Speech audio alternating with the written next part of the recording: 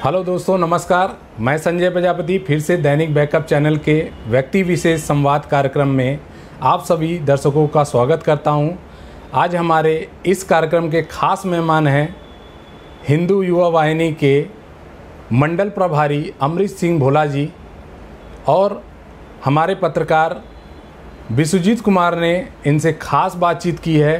तो आइए दोस्तों देखते हैं ये प्यारा सा इंटरव्यू विश्वजीत कुमार के साथ। नमस्कार, आप देख रहे हैं दैनिक बैकअप का डिजिटल प्लेटफॉर्म में हम व्यक्ति विशेष संवाद कार्यक्रम लेकर आ रहे हैं। हमारे बीच जो मुख्य अतिथि आज उपस्थित हैं हमारे स्टूडियो में, हम उनका तहे दिल से इस्तकबाल करते हैं, हार्दिक आभार करते हैं। हमारे बीच जो शख्स उपस्थित हैं वो शख्स अपने आप में हिंदुत्व की छवि को मजबूत करने के लिए जाने जाते हैं। वर्तमान में मुख्यमंत्री योगी आदित्यनाथ जी के सबसे करीबी माने जाने वाले अमरीश सिंह भोला जी विकास प्राधिकरण के नामित सदस्य भी हैं उत्तर प्रदेश सरकार के। साथ ही हिंदू वाहिनी जो संगठन है उसके मंडल प्रभारी भी हैं वाराणसी मंडल से। सर, सबसे पहले तो हमारे चैनल में आपका स्वागत है। बहुत बहुत धन्यवाद। सर, आमतौर पे देखा जाता है, ये भ्रांतियां लोगों के अंदर देखी जाती हैं कि हिंदू वाहिनी जो संगठन बनाया गया है इसका वास्तविक कार्य क्या है? हिंदू वाहिनी मुख्य रूप से जो है एक सांस्कृतिक संगठन है जिसका कार्य समाज में फैली कुरीतियों को लेकर के निरंतर रहा है। कुरीतियों को कैसे समाप्त किया जाए। हिंदू वाहिनी का गठन वर्ष 2002 में पूज्य महाराज जी ने रामनवमी के अवसर पर किया था और तब से ये संगठन निरंतर सामाजिक कार्यों को लेकर के समाज के बीच में जाना जाता रहा है। जो है जातिवाद हो, छुआछूत हो, गौ हत्या पे पाबंदी की बात हो, गौ हत्या से बचाना, धर्मांतरण को रोकना, ये हिंदू वाहिनी के मुख्य एजेंडे में रहा है। जो है हिंदुत्व की छवि को मजबूत करने की बात कही जाती है, लेकिन देखा जा रहा है कि विगत कुछ वर्षों में हिंदू समुदाय के लोग ही बढ़ते हुए नजर आ रहे हैं। जैसे करड़ी सेना के गठन की बात करें या भीम आर्मी के गठन की बात करें, ब्राह्मण समाज की कई सेनाएं यहाँ गठित हो चुकी हैं। तो आखिर क्या कारण होता है कि अलग अलग जाति विशेष समुदाय को लेकर के लोग अपना अपना गठन करते हैं सेनाओं का? अब तमाम प्रकार के मत के लोग हैं समाज में जो है, और हमारा जो उद्देश्य है, पूज्य महाराज जी का उद्देश्य जो है, जात पात पूछे नहीं, कोई हरि को भजे सो हरि का हो, इस उद्देश्य के साथ पूज्य महाराज जी ने इस संगठन का गठन किया था।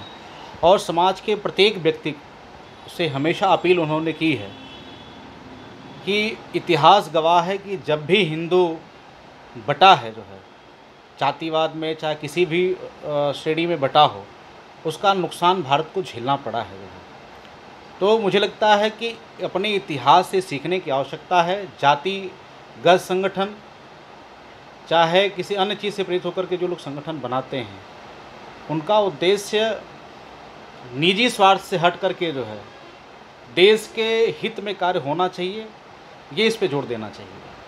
सर, आप माननीय मुख्यमंत्री जी के करीबी कहे जाते हैं और आपके समर्थक सोशल मीडिया के थ्रू ये भी कहते हुए नज़र आते हैं कि आप पूर्वांचल के सीएम हैं।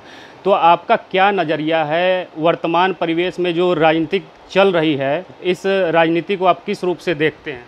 देखिए, पहले तो मैं पूज्य महाराज जी का सेवक हूँ, एक छोटा सा कार्यकर्ता हूँ, और पूज्य महाराज जी ने हम जैसे छोटे कार्यकर्ताओं को इतना स्नेह दिया और प्यार दिया, ये हम लोग कभी सोचे भी नहीं थे कि पूज्य महाराज जी मुख्यमंत्री बनेंगे।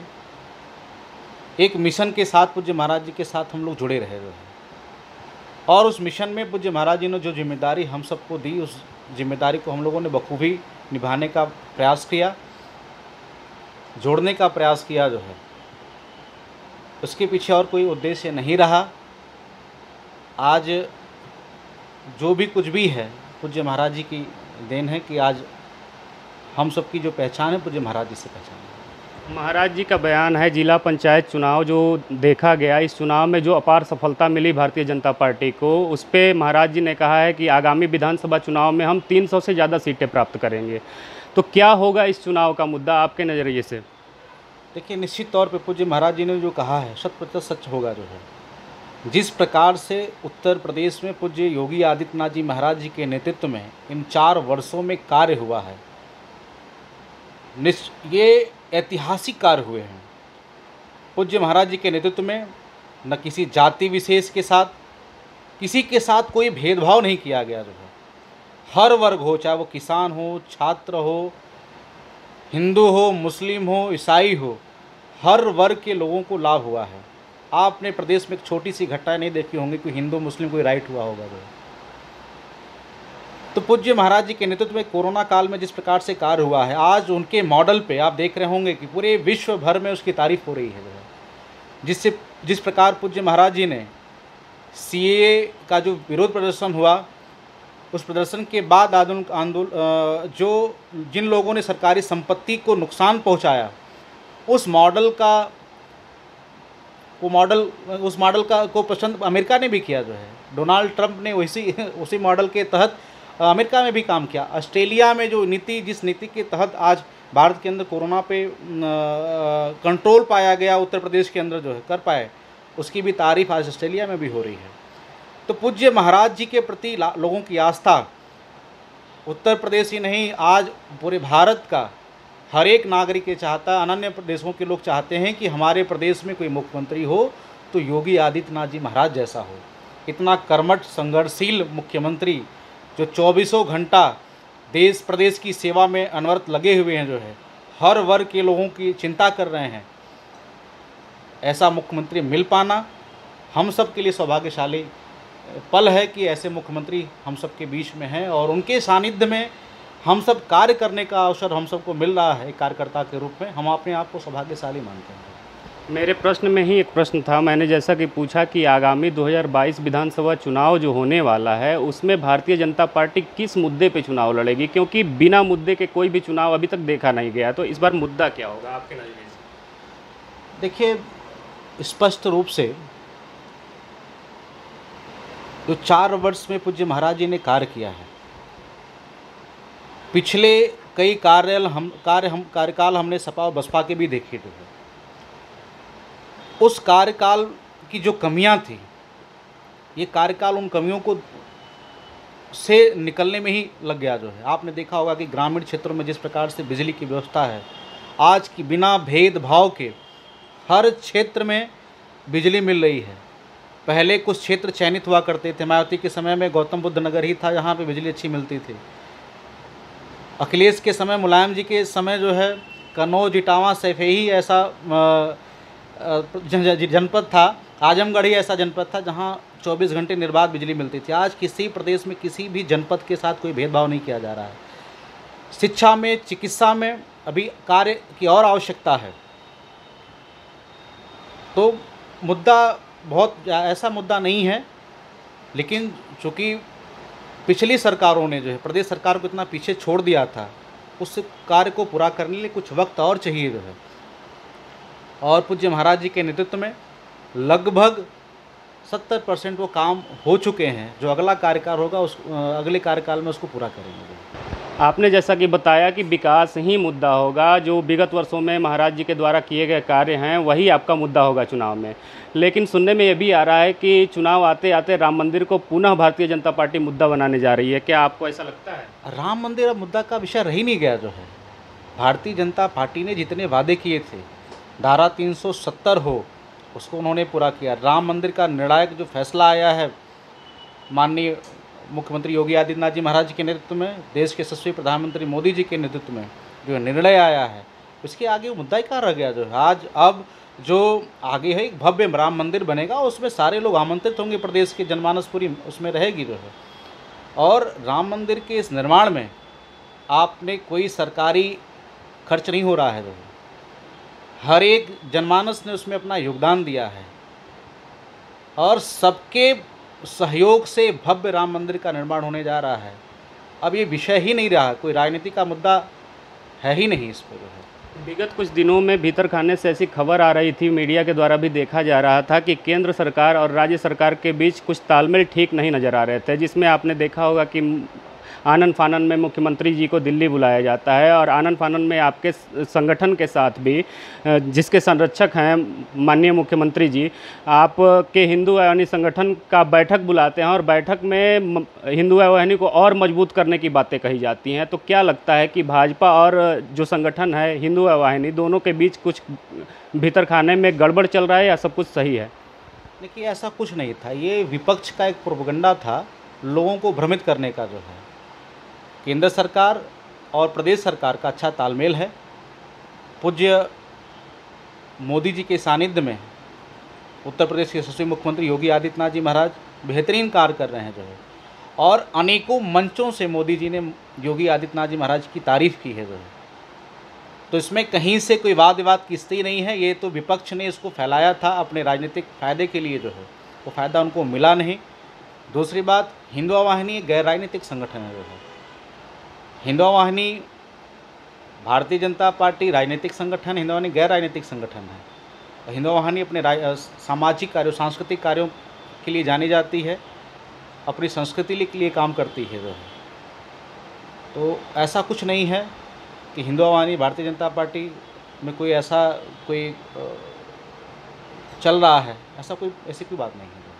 ब्रीदर खाने से ये भी खबर आ रही है कि आप भी चुनाव की तैयारियां कर रहे हैं। क्या भविष्य में यदि आपको मौका मिला, संगठन ने मौका दिया आपको, तो आप चुनाव लड़ना पसंद करेंगे? देखिए, आज तक हम लोग लगभग 2008 से पूज्य महाराज जी से जुड़े हैं। आज तक कभी भी कोई राजनीतिक महत्वाकांक्षाएँ नहीं रही हैं। हाँ, हालांकि अपने समर्थक जो हैं, जिनके साथ दिन रात हम लोग सब काम करते हैं, उनकी इच्छा है चुनाव लड़े। लेकिन मैंने पहले भी कहा था और आज भी मैं कह रहा हूँ आपकी इस मंच पे कि राजनीति चुनाव लड़ना उस समय भी उद्देश्य नहीं था, आज भी नहीं है, और कल भी कोई ऐसा इस चुनाव लड़ने के उद्देश्य से हम लोग कोई कार्य नहीं करते हैं जो है। अगर संगठन ने अवसर दिया, संगठन ने आदेशित किया जो है, हम लोग संगठन के अनुशासित कार्यकर्ता हैं जो है। अपने मन से हम लोग कोई घोषणा से, अपने मन से कोई तैयारी हम लोग नहीं करते जो है, और संगठन का आदेश होगा तो देखा जाएगा, लड़ा जाएगा। जाते जाते आपके द्वारा एक संदेश युवाओं के नाम हम सुनना चाहेंगे, हमारे दर्शक जानना चाहेंगे कि हिंदुत्व को मजबूत करने के लिए क्या करना चाहिए? देखिए, आपके माध्यम से, और पहले तो मैं आपका आभार व्यक्त करता हूं कि बैकअप न्यूज़ ने आज अवसर प्रदान किया अपनी बात को पहुंचाने के लिए सबके पास। हमारे संगठन का आदर्श वाक्य है, तेरा वैभव अमर रहे माँ, हम दिन चार रहे न रहें। मैं नौजवान साथियों से आपके इस माध्यम से अपील करूंगा कि जो समाज में फैली कुरीतियाँ हैं, जातिवाद, छुआछूत, द्वेष भावना, जो तथाकथित कुछ राजनीतिक दल अपने स्वार्थ के लिए करते हैं, लड़ाने भिड़ाने का काम करते हैं, उसको समझने की आवश्यकता है। हमारे इतिहास काल से हमको समझने की आवश्यकता है। हमारे देश के ऊपर मुग़लों ने शासन किया, अंग्रेज़ों ने शासन किया, क्या कारण रहा, इस पर विचार करने की आवश्यकता है। नौजवान साथियों को इतिहास को पढ़ने की आवश्यकता है। जातिवाद, छुआछूत, और वर्तमान समय में जो नौजवान नशे की तरफ भाग रहे हैं, जो है नशे में लिप्त हैं, उन युवाओं से भी अपील करेंगे कि आप नशा को छोड़िए। नशा करना है तो भारत माँ के प्रति नशा करिए। भारत की सुख और समृद्धि कैसे हो, इसका नशा लगे, और इस पे कार्य करें, कैसे भारत को पुनः विश्व गुरु के रूप में हम लेकर के जाएं, उसको पुराना वैभव हम लेकर के आएँ, उसके प्रति नशा करने की आवश्यकता है। आज की इस अवसर पे मैं यही करना चाहता हूँ। नशा मुक्ति अभियान की शुरुआत हिंदुआ वाहिनी ने भी की थी। इस मुद्दे को लेकर के किस प्रकार से आप अग्रसर हैं और समाज को कैसे जागरूक करते हुए नजर आते हैं? इसकी शुरुआत पहले हम लोगों ने अपने कार्यकर्ताओं के बीच से ही की है। कहते हैं कि कोई कार्य अपने घर से प्रारंभ करना चाहिए। हम लोग हमेशा नौजवानों को सही राह पे ले जाने का कार्य करते हैं। जो किसी कारणवश से भटक गए, किसी गलत लोगों की संगत में आ गए, उनको सही लाइन पे ले जाने के लिए हिंदुआ ने हमेशा प्रयास रही है। और आज बहुत सारे ऐसे परिवार हैं, मैं लेके चलूँगा उन परिवारों के पास, जो लड़के कभी किसी गलत राह पे जा रहे थे, संगठन ने उनको रोका, आज उनकी धारा बदल दी, गलत राह से सही राह पे ले, आज वो समाज में मिसाल बने हुए। ऐसे कार्यकर्ताओं से मैं मिलाऊंगा आपको। हिंदुआ वाहिनी के इस अभियान से बहुत सारे नौजवान, अब तक मेरे जानने में 20-25 ऐसे नौजवान साथी हैं जिन्होंने इस नशा मुक्ति अभियान के तहत उन चीज़ों को छोड़ा है और लोगों को प्रेरित भी कर रहे हैं। प्रतिदिन वो अभियान में लगे हैं, जानकारी होती है कि वो यहाँ कह रहे हैं, उनके लिए प्रयासरत हैं। जो है ये समाज के लिए एक अच्छा संदेश है और नशा नाश का जड़ है जो है, जिसने इसको समझ लिया और निश्चित तौर पे वो जो है सुखी रहेगा, ये हम सब ने देखा है। व्यक्ति विशेष संवाद कार्यक्रम में आपने अपना अमूल्य समय दिया, हमारे स्टूडियो में आए, इसके लिए दैनिक बैकअप परिवार की तरफ से आपका हार्दिक आभार।